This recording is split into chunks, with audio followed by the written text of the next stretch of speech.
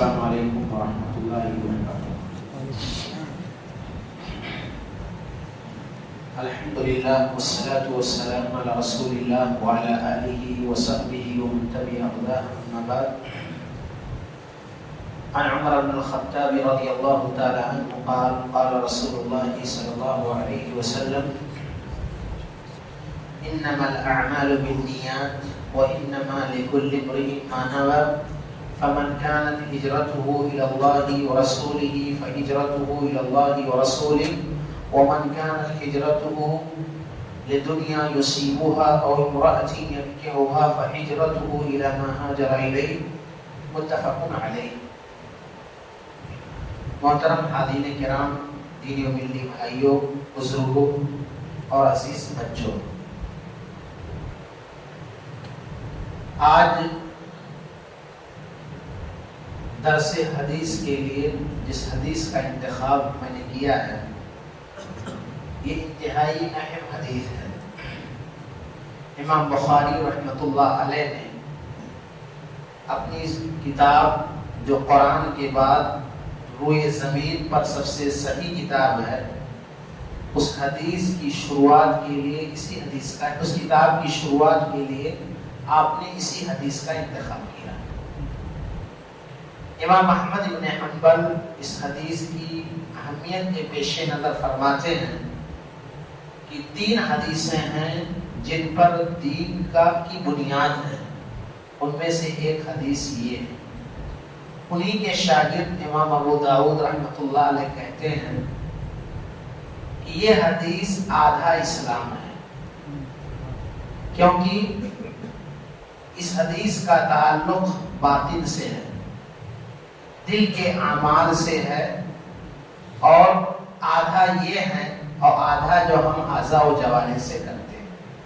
ایک اور عالم دین کہتے ہیں اس حدیث کی اہمیت کے پیش نظر کہ اگر میں کوئی کتاب لکھوں گا تو ہر چیپٹر کے شروع میں اس حدیث کو رکھوں گا، اس لیے کہ یہ حدیث ہم اور آپ کے رخ کو واضح کرتی ہے کہ ہم جو کام کرنے جا رہے ہیں، اس کام کے پیچھے ہمارا مقصد کیا ہے۔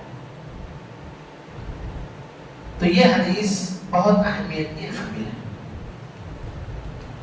اس حدیث کے اندر، اس حدیث کے راوی سیدنا عمر بن خطاب رضی اللہ تعالی عنہ ہیں۔ اللہ کے نبی صلی اللہ علیہ وسلم سے روایت کرتے ہوئے کہتے ہیں کہ اللہ کے نبی فرماتے ہیں انما الاعمال بالنیات وانما لكل امرئ ما نوى۔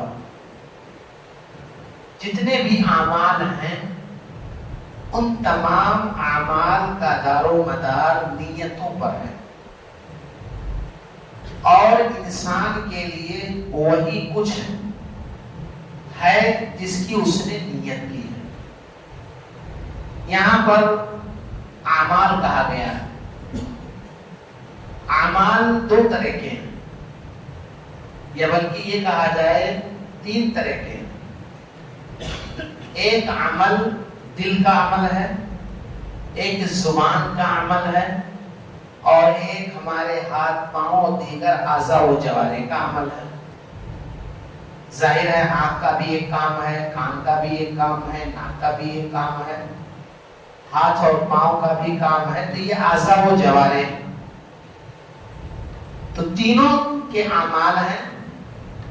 دل کا عمل جیسے ہم کسی کے تعلق سے دل میں اچھی چیز رکھیں یا بری چیز رکھیں، کوئی شرک چھپا کے رکھتا ہے، کوئی ایمان رکھتا ہے، کوئی کسی کے خلاف بغض اور نفرت رکھتا ہے، کوئی کسی کے تعلق سے محبت رکھتا ہے، یہ بھی عمل ہے۔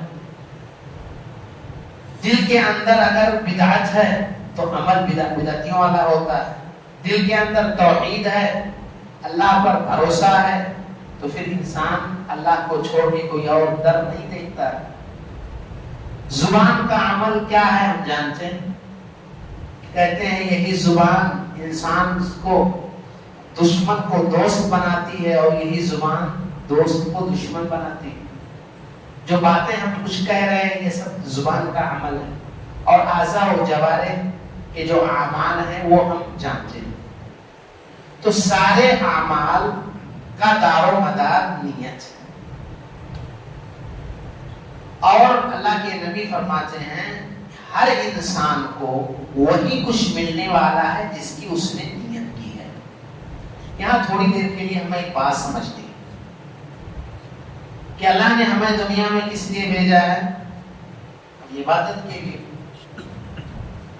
اور جب اللہ نے ہمیں اپنی عبادت کے لیے بھیجا ہے تو کیا عبادت صرف نماز ہے، روزہ ہے، زکوٰۃ ہے، حج ہے، یا عید کے موقع پر صدقہ فطر یا بقرہ عید کے موقع پر قربانی ہے جسے ایک مسلمان عبادت سمجھتا ہے، یا عبادت اس کے علاوہ ہے؟ اکثر کے ذہن میں عبادت کا یہی تصور ہے،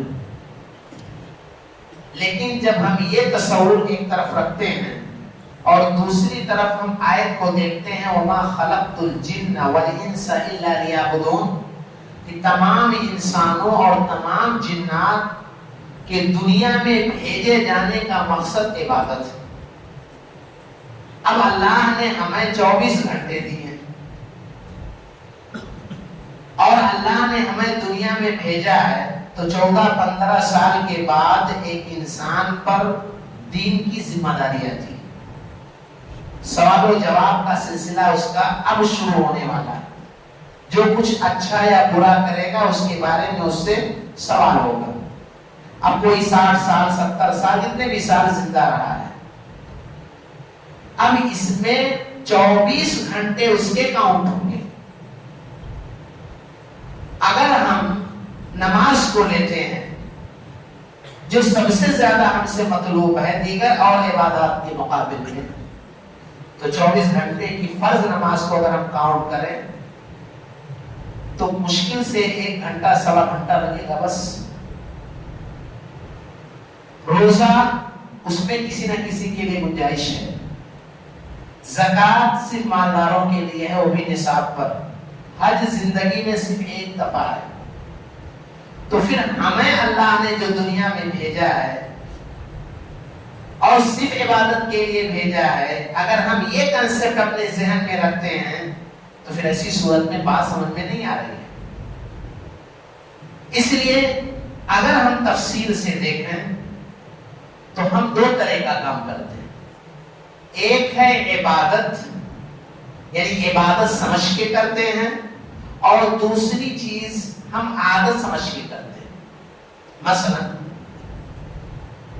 اب انسان بھوکا ہے تو اس بھوک کو مٹانے کے لیے کوئی کھیتی باڑی کرتا ہے، کوئی تجارت کرتا ہے، کوئی مزدوری یا ملازمت کرتا ہے، مختلف قسم کے کام کرتا ہے، بلکہ جنہیں عبادت سمجھتا ہے اس سے زیادہ ٹائم دینا پڑتا ہے. ایسے ہی انسان سوتا بھی ہے. اسی طرح سے انسان اپنے بیوی بچوں کی پرورش و پرداخت کرتا ہے، اپنی بیوی کے ساتھ بھی وقت گزارتا ہے، اپنے رشتہ داروں کے ہاں شادی بیاہ میں جاتا اور شریک ہونا اسے ایک طرح سے ضروری سمجھتا ہے. بہت سارے انسان کام کرتا ہے، اور یہ سارے کام ایسا نہیں مسلمان ہی کرتے ہیں، غیر بھی کرتے ہیں. غیر سے ہم نہیں کے تعلق سے ہم اس لیے نہیں بات کرتے کیونکہ ہم ان کے بارے میں سمجھتے ہیں کہ وہ دنیا میں آنے کے مقصد کو نہیں سمجھ رہے، لیکن ہم یہ سمجھتے ہیں ہم دنیا میں آئے ہیں ایک مقصد کے تحت. اس لیے ہمیں سوچنا ہوگا کہ عبادت کے لیے جب اللہ نے ہمیں پیدا کیا ہے اور تمام اعمال کا دار و مدار نیت پر ہے، تو پھر کیا یہ عادت کے طور پر ہم جو کرتے ہیں یہ عبادت ہے یا نہیں؟ دیکھیں اللہ کے نبی نے تو صاحب کہہ دیا تمام اعمال کا دار و مدار، اور ہر انسان کو وہی ملنے والا ہے جس کی اس نے نیت کی ہے.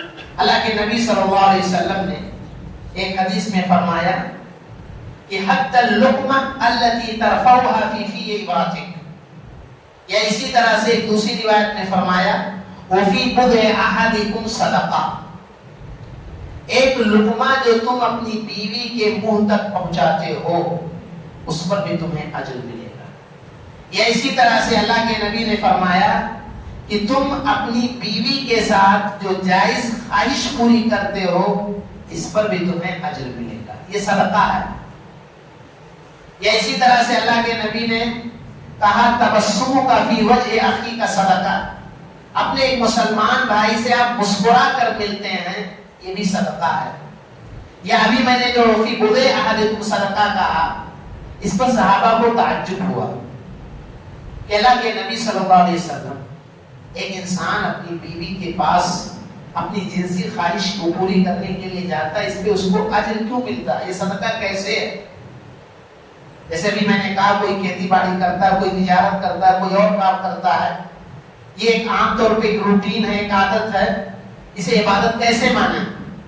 اللہ کے نبی نے اس کو مثال سے سمجھایا، یہ بتلاؤ اگر یہی بندہ ناجائز راستے سے اپنی اس خواہش کو پوری کرتا تو کیا اس کو گناہ نہیں ملتا؟ صحابہ نے کہا جی ہاں۔ پھر اللہ کے نبی صلی اللہ علیہ وسلم نے کہا جب وہ جائز راستہ اختیار کر رہا ہے تو اللہ رب العزت اسے اجر کیوں نہ دے؟ معلوم یہ ہوا کہ اللہ کے نبی صلی اللہ علیہ وسلم جو دین لے کر کے آئے تھے، جو کتابوں کے اندر احکام و مسائل بیان کیے گئے ہیں، اس میں صرف نماز کا چیپٹر نہیں ہے، اس میں صرف زکوٰۃ کا چیپٹر یا حج کا چیپٹر یا اسلام کے ارکان کا چیپٹر نہیں ہے، اس میں تجارت کا بھی ہے، اس میں زراعت کھیتی باڑی کا بھی ہے، اس کے اندر ملازمت کے بھی مسائل ہیں، اس کے اندر میاں بیوی کے حقوق بھی بتائے گئے ہیں، اس کے اندر طلاق و خلا اور دیگر مسائل بتائے گئے۔ اب ایک انسان دین پر رہتے ہوئے، حرام و حلال کی تمیز کرتے ہوئے، نیک نیتی کے ساتھ، گناہوں سے بچنے کی تمام کوشش کے ساتھ اگر یہ سارے کام کرتا ہے تو اسے ہر کام پر اجر ملے گا اور اس کا سارا کام عبادت ہوگا۔ اسی لیے حضرت معاذ رضی اللہ عنہ کہتے ہیں انی احتسب نومتی کما احتسب قومتی، کہ میں جو سوتا ہوں سونے کو بھی میں ثواب سمجھتا ہوں جس طرح سے میں تہجد پڑھنے کو ثواب سمجھتا ہوں۔ لیکن یاد رہے وہ سونا نہیں کہ رات بھر جگ کر کے فجر سے پہلے سو جائیں، وہ سونا کہ جس کے بارے میں اللہ کے نبی کے بارے میں آتا ہے کہ عشاء سے پہلے آپ سونے کو اور عشاء کے بعد آپ جاگنے کو ناپسند کریں، الا یہ کہ کوئی مسلمانوں کے مسائل ہوتے تھے، حضرت ابوبکر اور عمر کے ساتھ مشورہ وغیرہ کرنے ہوتے تھے تو آپ جگتے تھے، کیونکہ پہلے سونے سے نیند جب بھرپور ہو جاتی تھی تو آرام سے تہجد بھی پڑھتے تھے اور صبح کے اذکار اور صبح میں جو کام برکت کے لیے بتایا گیا وہ سارے کام کرتے تھے۔ لہذا ہمیں یہ بات سمجھنی چاہیے کہ انسان کی عبادت کے ساتھ ساتھ عادت بھی انسان کی عبادت بن سکتی ہے، شرط یہ ہے کہ انسان کی نیت درست ہو، اور نیت ہی درستگی کافی نہیں ہے، شرط یہ ہے کہ وہ اسلام کے طریقے کے مطابق ہو۔ اللہ کے نبی صلی اللہ علیہ وسلم نے جب یہ بیان فرمایا کہ ہر تمام اعمال کا دار و مدار نیت پر ہے اور انسان کو وہی کچھ ملنے والا ہے جس کی اس نے نیت کی، پھر اللہ کے نبی صلی اللہ علیہ وسلم نے اس حدیث کے اندر دو مثالیں دی، ایک دنیا کی اور ایک دین کی۔ آپ نے فرمایا فمن كانت هجرته الى الله ورسوله فهجرته الى الله ورسوله، اگر کوئی شخص ایک شہر سے دوسرے شہر کی طرف ہجرت کرتا ہے دین کو بچانے کے لیے، دین کی سلامتی کے لیے ہجرت کرتا ہے، جیسے صحابہ نے مکہ سے مدینہ کی طرف ہجرت کی، یا وہ شخص جس نے 99 آدمیوں کو قتل کیا تھا اور فتویٰ پوچھا تو فتویٰ دینے والے نے اسے غلط فتویٰ دیا اور اسی کو اس نے قتل کر دیا، پھر وہ فتویٰ پوچھتا ہے تو بتایا جاتا ہے نہیں، جاؤ فلاں بستی میں وہاں اللہ والے ہیں، ان کے ساتھ نماز پڑھو، روزے رکھو، عبادت کرو، تمہارے لیے بخشش ہو سکتی ہے۔ یہ شخص اس بستی سے نکل کر کے ابھی پہنچتا ہی نہیں ہے کہ راستے میں انتقال ہو گیا، 100 آدمی کا قتل کر چکا ہے، اور جب انتقال ہوتا ہے تو رحمت کے اور عذاب کے فرشتے باہم جھگڑ جاتے ہیں۔ ہر کوئی چاہتا ہے کہ میں لے کے جاؤں۔ اللہ رب العزت انہیں انصاف سکھلاتا ہے کہ زمین کی پیمائش کی جائے، جو اگر یہ کفر کی بستی سے قریب ہیں، گناہ والی بستی کے قریب ہیں، تو پھر ایسی صورت میں عذاب والے فرشتے لے جائیں گے، اور اگر نیک لوگوں کی بستی کے قریب ہیں تو پھر ایسی صورت میں رحمت والے فرشتے لے جائیں گے۔ حقیقت میں یہ ادھر سے قریب تھے، لیکن اللہ رب العزت کی رحمت شامل ہوتی ہے، ادھر کی زمین پھیلا دی جاتی ہے، ادھر کی زمین سمیٹ دی جاتی ہے، اور اس طرح سے اس آدمی کی بخشش ہو جاتی ہے۔ معلوم یہ ہوا نیت ہے، اسی لیے قرآن میں کیا کہا، وَمَن يَخْرُجْ مِن بَيْتِهِ مُهَاجِرًا إِلَى اللَّهِ وَرَسُولِهِ ثُمَّ يُدْرِكْهُ الْمَوْتُ فَقَدْ وَقَعَ أَجْرُهُ عَلَى اللَّهِ۔ جو شخص اللہ اس کے رسول کی جانب ہجرت کرتا ہے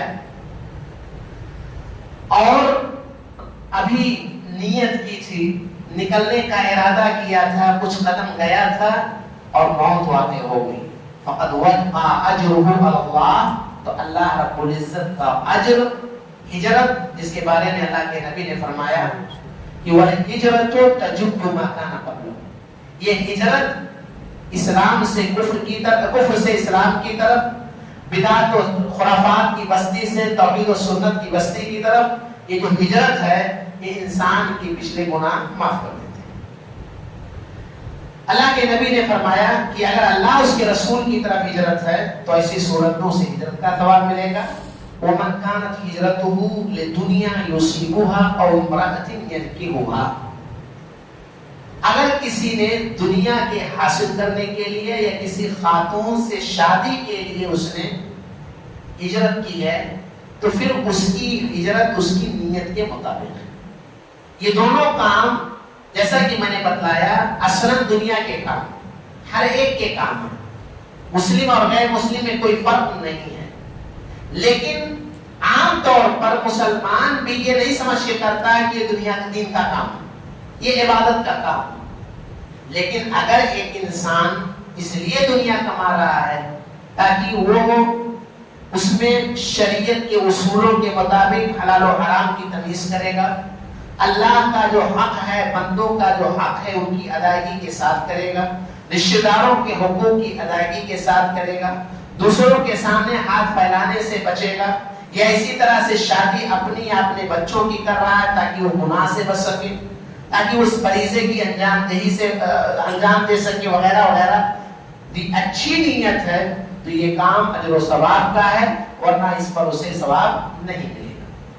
آئیے اس حدیث سے چند فوائد کو دیکھتے ہیں اور اس سے ایک طرح سے اس حدیث کی اہمیت اور اس کی عظمت کا اندازہ کرتے ہیں۔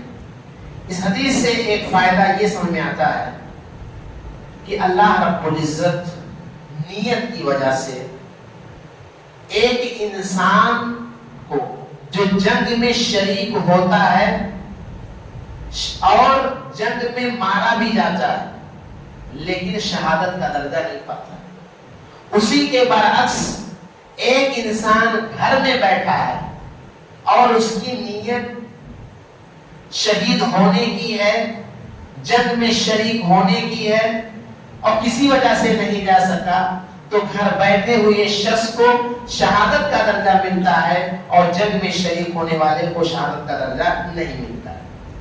چنانچہ اس سلسلے میں خیبر کے موقع پر اللہ کے نبی صلی اللہ علیہ وسلم کا ایک غلام جس کا نام مدعم تھا اور جو کالا کلوٹا حبشی کی طرح سے تھا، جنگ کے دوران آپ کی سواری کو پکڑے ہوئے تھا، یکایک اسے تیر لگتی ہے اور وہ مر جاتا ہے۔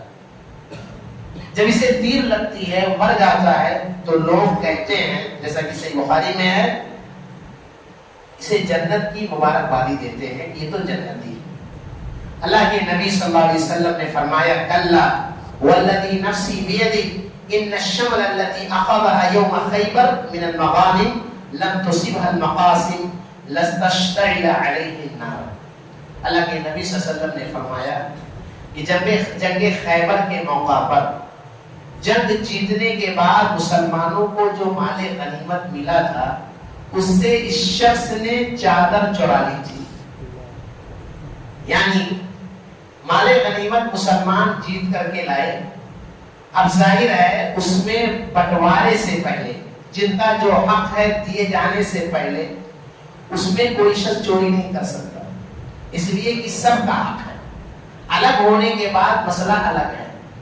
تو تقسیم سے پہلے اس نے اس سے چادر چرا لی تھی. اللہ کے نبی صلی اللہ علیہ وسلم نے فرمایا یہ چادر اس کے لیے جہنم کو گرم کرے گی اور جہنم اس کو رسید کرے گی. اسی کے برعکس اللہ کے نبی صلی اللہ علیہ وسلم نے فرمایا من سأل اللہ الشہادة بصدق بلغه اللہ منازل الشہداء وإن مات على فراشہ. جو بندہ اللہ سے شہادت طلب کرتا ہے سچائی کے ساتھ، اچھی نیت کے ساتھ، تو اللہ تعالیٰ اسے شہداء کے درجوں تک پہنچا دیتا ہے گرچہ وہ اپنے بستر پر مرے. یعنی اپنے بستر پر مر رہا ہے لیکن اللہ تعالیٰ اسے شہادت کا درجہ دیتے ہیں. ایک اور حدیث میں اللہ کے نبی نے فرمایا ان بالمدینۃ اقوام ما سرتم مسیرہ ولا قطعتم وادیہ الا كانوا معكم في الاجر حبسهم العذر. کہ مدینہ کے اندر کچھ ایسے لوگ ہیں جو تمہاری طرح سے جنگ میں شریک نہیں ہوئے، وادیوں کو پار نہیں کیے اس زمانے کے راستے، لیکن اس کے باوجود تمہارے ساتھ اجر میں شریک ہیں. کیوں؟ کیونکہ عذر نے انہیں روک دیا ہے. جیسے عبداللہ ابن ام مکتوم رضی اللہ تعالیٰ عنہ نابینا صحابی، ان کی خواہش ہے کہ ہم بھی جنگ میں شریک ہوں، لیکن نیت کی وجہ سے گھر بیٹھے ہوئے شہادت کا درجہ پاتے ہیں، وہ اجر پاتے ہیں، اور ایک بندہ اچھی نیت نہ ہونے کی وجہ سے وہ میدان جنگ میں اس اجر سے محروم رہتا ہے. اسی طرح سے نیت کی اہمیت کو جاننا ہو تو دیکھیں کبھی ایسا ہوتا ہے کہ بندے کی نیت درست ہے لیکن اتفاق سے عمل صحیح نہیں، تو اللہ رب العزت نیت کی بنیاد پر اسے اجر دیتا ہے. چنانچہ صحیح حدیث کے اندر ہے، بخاری کی روایت ہے کہ ایک شخص نے 3 رات مسلسل صدقہ دیتا ہے اور پہلے دن اتفاق سے وہ صدقہ دیتا ہے چور کو، دوسرے دن زانیہ کو، بدکار عورت کو، اور تیسرے دن مالدار کو. تینوں لوگ ایسے نہیں ہیں کہ انہیں زکات دیا جائے، صدقہ دیا جائے، لیکن رات میں یہ دیتا ہے اچھی نیت سے، اور صبح اسے خبر لگتی ہے کہ بھائی تم نے تو ایسے شخص کو دیا جسے نہیں دینا چاہیے. یہی حال دوسرے دن کا اور تیسرے دن کا رہا. اللہ رب العزت نے اس کی اچھی نیت کی وجہ سے جہاں اس کے صدقے کو قبول فرمایا، وہیں اس کی اچھی نیت کی وجہ سے چور شخص اپنی چوری سے، بدکار خاتون اپنی بدکاری سے، اور مالدار آدمی جو صدقہ نہیں دیتا تھا اپنی بخیلی سے باز آتا. یہاں پر آپ دیکھیں کہ محض اچھی نیت سے اللہ رب العزت اس بندے کو، گرچہ عمل درست نہیں تھا لیکن نیت درست ہونے کی وجہ سے اللہ تعالیٰ اسے اجر سے نوازتا ہے. اسی طرح سے ایک انسان نیت خراب نہیں ہے لیکن خوشی سے وہ زبان سے کفریہ کلمہ ادا کر دیا، پھر بھی اللہ رب العزت اسے نہ کافر سمجھتا ہے اور نہ ہی اسے اس کا گناہ دیتا ہے.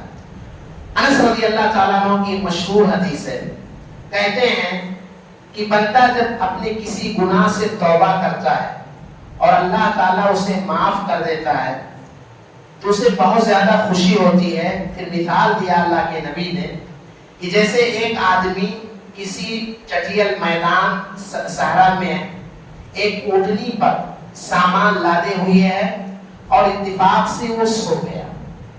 سونے کے بعد وہ اٹھتا ہے تو کیا دیکھتا ہے کہ اس کی اونٹنی اپنے ساز و سامان کے ساتھ غائب ہے.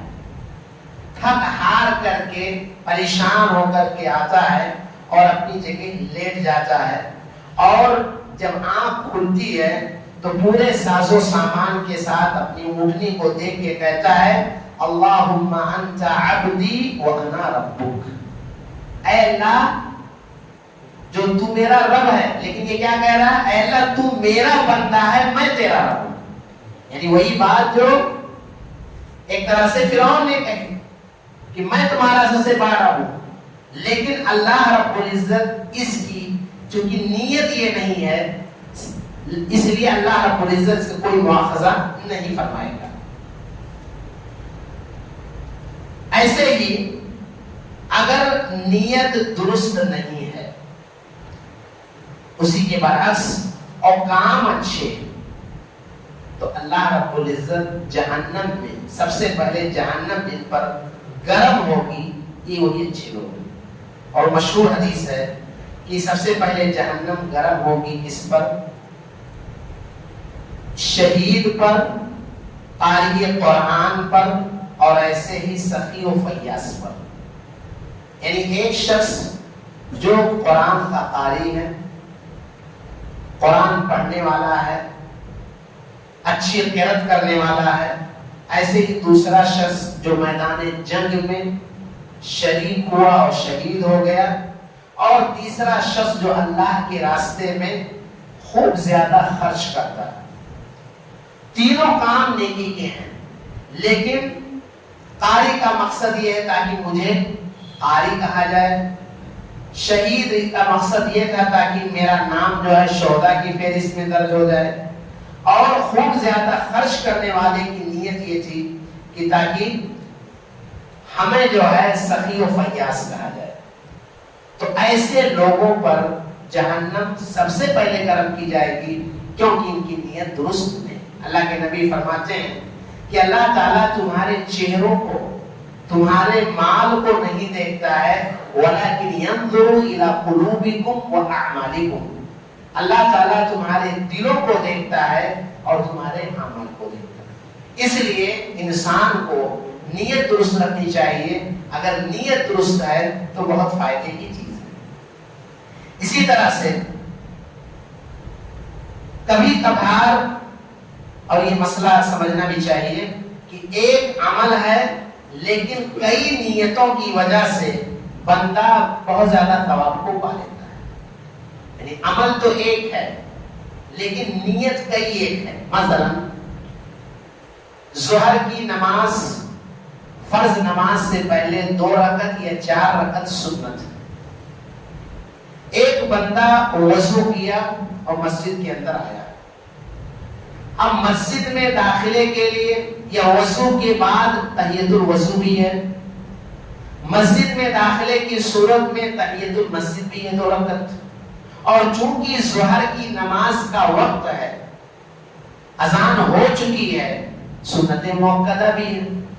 اب ایک بندہ تینوں کی نیت کر کے 2 رکعت یا 4 رکعت پڑھتا ہے تو محض اس 2 رکعت کو پڑھ کر کے وہ سب کا ثواب پائے گا. جیسا کہ شیخ ابن باز رحمۃ اللہ علیہ نے اور بھی دیگر علماء نے یہ بات کہی ہے. اسی طرح سے ایک اور چیز جانیں, نیتوں کا اختلاف, اور یہ مسئلہ جاننا ضروری ہے کہ آدمی امام کی نیت فرض کی ہے اور مقتدی امام کے پیچھے نفل کی نیت سے شریک ہو رہا ہے, یا امام کی نماز نیت نفل کی ہے اور مقتدی کی نیت کیا ہے, فرض کی ہے. اس کو مثال سے سمجھیں. معاذ ابن جبل رضی اللہ تعالیٰ عنہ مسجد قباء کے امام تھے. اللہ کے نبی صلی اللہ علیہ وسلم کے پیچھے عشاء کی نماز پڑھتے تھے, تو یہ ان کی فرض نماز ہوتی تھی, اور اسی نماز کی امامت مسجد قباء میں کراتے تھے. تو وہ ان کی نفل ہوتی تھی اور ان کے پیچھے پڑھنے والوں کی کیا ہوتی تھی؟ فرض ہوتی تھی. یہاں پر دیکھیں آپ قبا میں امام کی نیت نفل کی ہے اور مقتدیوں کی نیت کس کی ہے؟ فرض کی. ایسے ہی اللہ کے نبی صلی اللہ علیہ وسلم نے اس سال حج کیا تو مینا میں ایک مسجد ہے، مسجد خیف. فجر کی نماز پڑھ کر آپ فارغ ہوئے تو مسجد کے کونے میں دیکھا کہ دو نوجوان بیٹھے ہوئے. اللہ کے نبی صلی اللہ علیہ وسلم نماز کے بعد دیکھتے ہیں تو ہم میں سے ہر ایک کو خیال ہوتا ہے ہو سکتا ہو مسلمان نہ ہو سکتا ہے وہ پاک نہ ہو سکتا ہے وہ بے نمازی ہو، نہ جانے کیسے کیسے خیالات پیدا ہوتے ہیں. اللہ کے نبی صلی اللہ علیہ وسلم نے ان دونوں کو طلب کیا. اب آپ کا روبو دبدبا تھا، حدیث میں آتا ہے کہ وہ کانپ رہے تھے. آپ نے ان سے پوچھا کہ کس چیز نے تمہیں میرے پیچھے نماز پڑھنے سے روکا؟ تو انہوں نے کہا اللہ کے نبی صلی اللہ علیہ وسلم ہم اپنے خیموں میں نماز پڑھ چکے ہیں، کیونکہ اللہ کے نبی کا عام اعلان تھا کہ میں گرچہ یہاں پر مینا مزدلفہ عرفات میں نماز پڑھ رہا ہوں، کہیں بھی تم نماز پڑھ سکتے ہو، اور اس وقت کی بہت بڑی رحمت بھی ہے اتنے بڑے مجمع میں. پھر اللہ کے نبی صلی اللہ علیہ وسلم نے کہا کہ جب تم نماز اسی وقت کی پڑھ لو اور پھر کسی ایسی مسجد میں آؤ جہاں نماز ہو رہی ہے تو تم شریک ہو جاؤ، یہ تمہاری یہ دوسری نماز تمہارے لیے نفل ہو. یہاں پر آپ دیکھیے کہ امام کی نیت فرض کی ہے اور مقتدی کی نیت کس کی ہے؟ نفل کی ہے. تو یہ بھی مسئلہ سمجھنا چاہیے کہ نیتوں کا اختلاف ہو سکتا ہے. اسی طرح سے ایک اور مسئلہ سمجھیں، کبھی کبھار ایک شخص نیک ہے، صالح ہے، اور معاشرے کے اندر برائیاں پھیلی ہوئی لیکن وہ اصلاح کا کام نہیں کر رہا ہے.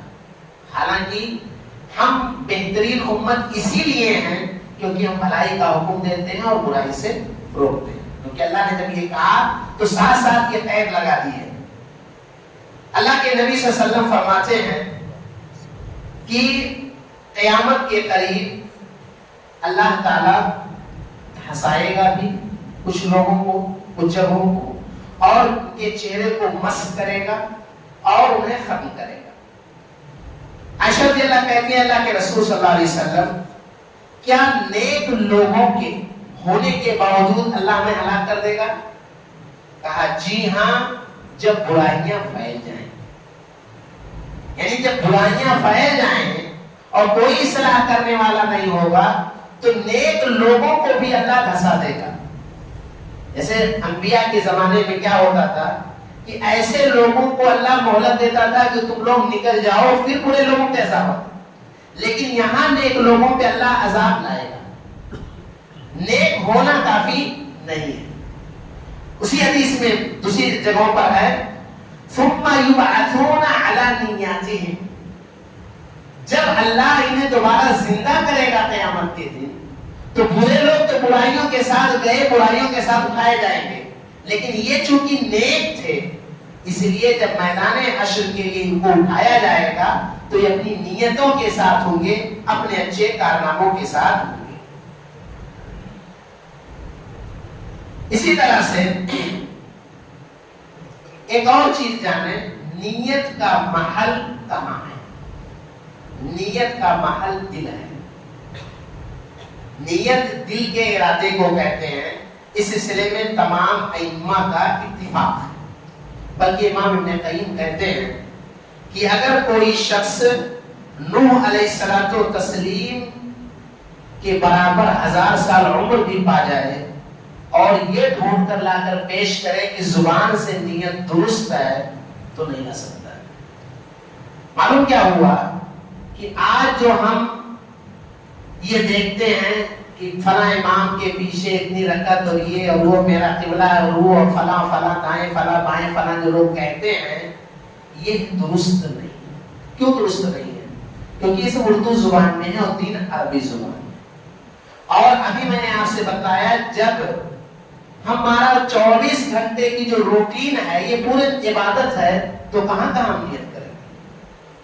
لہذا یہ جو اپنے اردو زبان بولنے والوں کے یہاں یہ چیزیں ہیں یہ انتہائی غلط ہے. یہ صحیح نہیں ہے، بلکہ ایک صحیح واقعہ ہے پڑوسی ملک کا. ایک شخص 55 سال کا تھا. کسی نے کہا اب تو مسجد کے قریب آ جاؤ. اس کا یہ جملہ تھا نماز پڑھنا مشکل نہیں ہے، یہ نیت کے کلمات دہرانا ہی میرے لیے مشکل ہے. لہذا یہ ہے بات سمجھ میں آنی چاہیے کہ نیت جو ہے زبان سے نہیں بلکہ دل سے. اسی طرح سے رمضان میں جو مسجدوں سے اعلان ہوتا ہے کہ نویت ان اصوم غدا من رمضان، یعنی نیت کے الفاظ جو مسجدوں سے دہرائے جاتے ہیں یہ انتہائی جہالت پر مبنی ہے. یہ ایک تو زبانی صحیح نہیں ہے، دوسرے یہ جہالت پر مبنی ہے. کیسے مبنی ہے؟ جملہ ہے میں کل کے دن روزے کی نیت کرتا ہوں. ایک مسلمان کا دن مغرب سے شروع ہو جاتا ہے، مغرب تک ختم ہوتا ہے. آپ فجر سے پہلے نیت کر رہے ہیں کل کی، تو گویا کہ مغرب کے بعد کی نیت کر رہے ہیں. جس روزے کو رکھنا اس کی نیت نہیں کر رہے. تو عربی زبان سے جو آپ کی نیت ہے وہ نیت ہی صحیح نہیں ہے. زبان اور دل کی بات اپنی جگہ پر جو کر رہے ہیں صحیح نہیں. ٹھیک ہے اگر ہندوستانی اعتبار سے یا انگریزی کیلنڈر کے حساب سے مانا جائے تو انگریزی کیلنڈر بھی 12 بجے سے شروع ہوتا ہے. نیا دن 12 بجے شروع ہوتا ہے اگلے 12 بجے تک. تو اس میں بھی آپ صحیح نہیں ہیں. اس لیے جہالت پر مبنی اس جملے کو نہیں دہرانا چاہیے، بلکہ جن مکتب فکر کے ائمہ یہ باتیں کہتے ہیں انہی مکتب فکر کے کئی سارے بڑے علماء نے سختی کے ساتھ منع کیا ہے اور کہا ہے یہ کہیں سے ثابت نہیں ہے. تو یہ چند باتیں تھیں جو اس حدیث کے حوالے سے تھیں. اللہ رب العزت سے دعا ہے کہ الہ العالمین تو ہماری نیتوں کو درست فرما. الہ العالمین تو ہمیں توفیق دے کہ ہم اپنے سارے کام جو دنیاوی یا دینی اعتبار سے کرتے ہیں انہیں کتاب و سنت کی روشنی میں اچھی نیت کے ساتھ انجام دیں تاکہ ہمارا سارا کام عبادت میں شمار ہو. الہ العالمین تو ہمیں دین سیکھنے اور اس کے مطابق عمل کرنے کی توفیق عطا فرما. آمین. تقبل یا رب العالمین. کوئی سوال ہو تو پوچھ سکتے ہیں.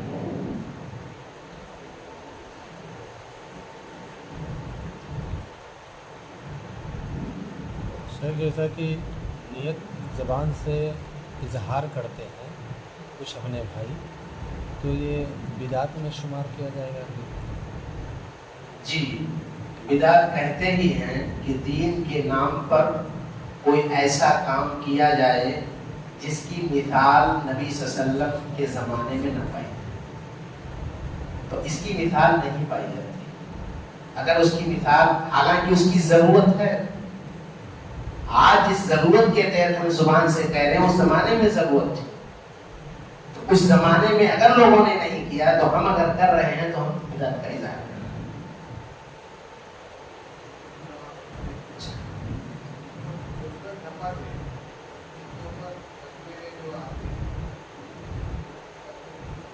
کیا آتی ہیں؟ تصویریں نہیں، بچنا چاہیے، بچنا چاہیے. تصویریں نہیں لگانی چاہیے. تصویریں بلا ضرورت کے نہیں لگانی چاہیے. اگر کہیں کسی جیسے آئیڈینٹی کارڈ ہے، کسی ضرورت کی کے پیش نظر ہے، بلا ضرورت کے نہیں.